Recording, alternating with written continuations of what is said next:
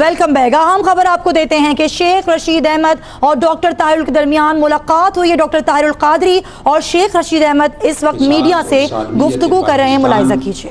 مارچ کا نام دیا ہے جو راول پنڈی میں ہوگا، اور اس میں پاکستان تحریک انصاف سمیت اور عوامی مسلم لیگ سمیت ملک کی تمام جماعتیں انشاءاللہ تعالی اس میں شریک ہوں گی، اور میں ان کو دعوت بھی دے رہا ہوں کہ یہ ان کا اپنا مارچ ہے، وہ اس کو اون کریں، وہ اس کی ہوسٹ ہیں، بطور مہمان نہیں، قومی سطح پر اس پورے مارچ کو اون کرتے ہوئے اس موقع پر آئیں۔ اسی طرح 3 ستمبر کو جیسے خان صاحب نے اعلان کیا ہے، لاہور میں شاہدرہ سے پاکستان تحریک انصاف کا بہت بڑا پاکستان مارچ ہوگا، اور پاکستان عوامی تحریک مکمل طور پہ اسے سپورٹ کرنے اور اس میں شرکت کرنے کا بھرپور طریقے سے اعلان کر رہی ہے۔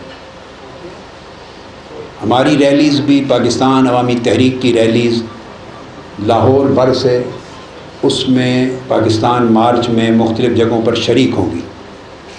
اسی طرح پاکستان تحریک انصاف کی ریلیز راول پنڈی میں ہمارے سالمیت پاکستان مارچ میں شریک ہوں گی، اور ہم تمام جماعتوں کو دونوں جگہ لاہور بھی راول پنڈی بھی اس مارچ میں اور پنڈی کے مارچ میں بھرپور طریقے سے شرکت کرنے کی دعوت دے رہے ہیں۔ بنیادی مقصد اس مارچ کا، جہاں ثانیہ ماڈل ٹاؤن کا قصاص یعنی انصاف طلب کرنا ہے، پاناما لیکس کے کرپٹ کرداروں کو بے نقاب کر کے ان سے احتساب کرنا ہے، پائی کا حساب لینا ہے، اور ان کی کرپشن کی گرفت سے پاکستان کی سرزمین کو آزاد کروانا ہے۔ اسی طرح پاکستان سالمیت پر بھی حملے ہو رہے ہیں۔ آل شریف کی سلطنت نے پاکستان کی سالمیت پر سمجھوتا کر رکھا ہے، پاکستان دشمنوں کے ساتھ مل کر، اور آپ کے سامنے یہ حقیقت روز روشن کی طرح عیاں ہے کہ کوئٹہ میں ایک ہوتا ہے،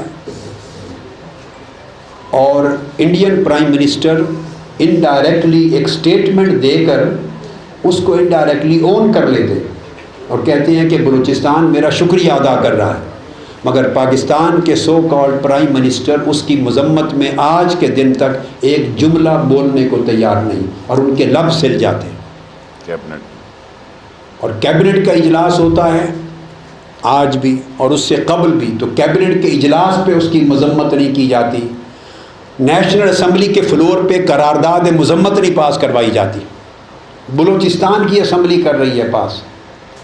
پھر پاکستان کی سالمیت کو گالیاں دی جاتی ہیں کراچی کی سرزمین پر، پاکستان کے وزیر اعظم اور ان کی حکومت و سلطنت اس کا نام لے کر مذمت کرنے کو تیار نہیں ہے، اور آج کے دن کیبنٹ کے اجلاس میں اس میں بھی مذمت نہیں کی گئی، ان کے لب سل جاتے ہیں۔ پاکستان کو جو گالی دی گئی، ہم یہ سمجھتے ہیں کہ اس کی ڈیمانڈ اور ڈرافٹ اسلام آباد سے گیا ہے، یہ ان کے مطالبے پر سالمیت پاکستان کو گالی دی گئی۔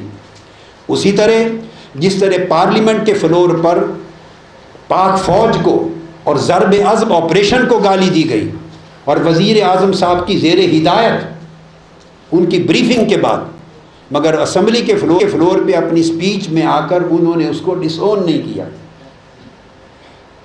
اسی طرح آل شریف خاندان کی شوگر ملوں میں 300 سے 400 کے قریب انڈین انجینئرز پروفیشنز کے ویزے لے کر یہاں ٹھہرے ہوئے ہیں، ان کا آنا جانا رہتا ہے، اور ایک ایک ویزا 12 مرتبہ ملٹیپل وزٹس پر مشتمل ہوتا ہے، جو پاکستان کا قانون اجازت ہی نہیں دیتا، پاک اور انڈیا کے بائی لیٹرل ریلیشنز میں اجازت ہی نہیں دیتا۔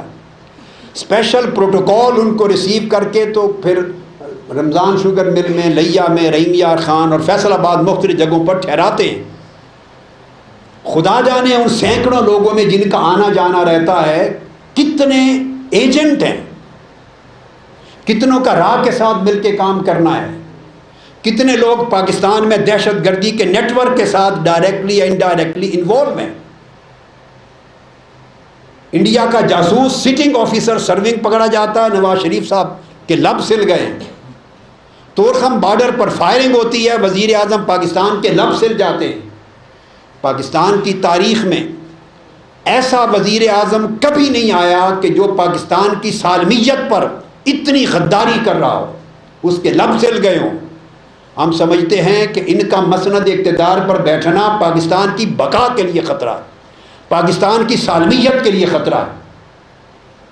تو جس طرح انہوں نے پاناما لیکس کے میٹر پہ تماشا کیا ہے، ٹی او آر کا کھیل رچا کر، تاکہ کرپشن کے مکروہ چہرے بے نقاب نہ ہوں، اس طرح آئین کے ساتھ تماشا کر رہے ہیں، قانون کے ساتھ تماشا ہے، جمہوریت کے ساتھ تماشا ہے۔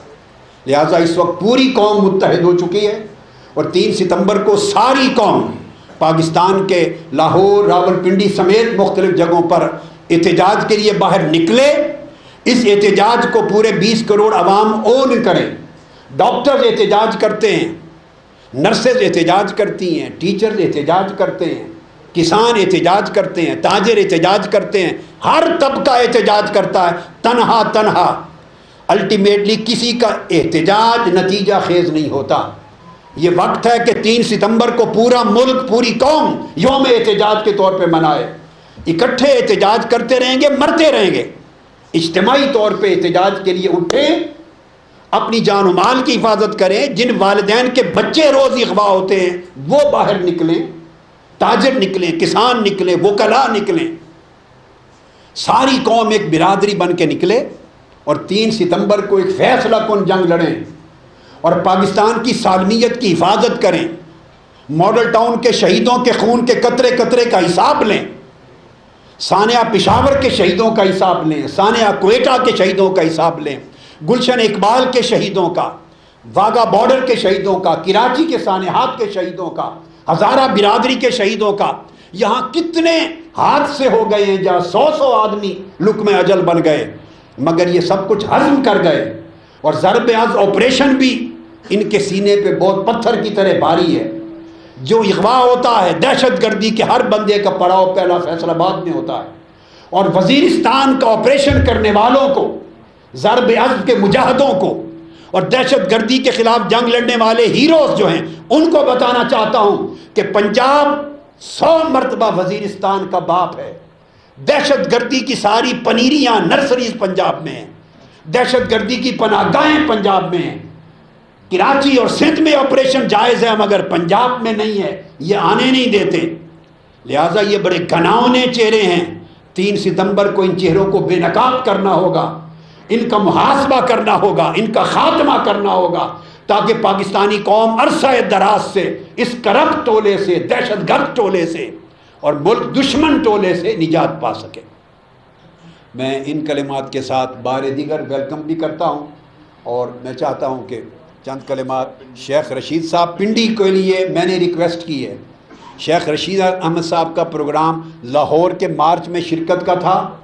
میں نے بہت اصرار کے ساتھ ریکویسٹ کی کہ سالمیت پاکستان مارچ راولپنڈی کی قیادت کریں، تو میری ریکویسٹ انہوں نے قبول کیا ہے کہ وہ راولپنڈی مارچ کی قیادت کریں گے۔ خرم نواز گنڈا پور صاحب اور باقی قائدین میں عوامی تحریک کے ہوں گے، اور شیخ رشید صاحب وہاں ہوں گے۔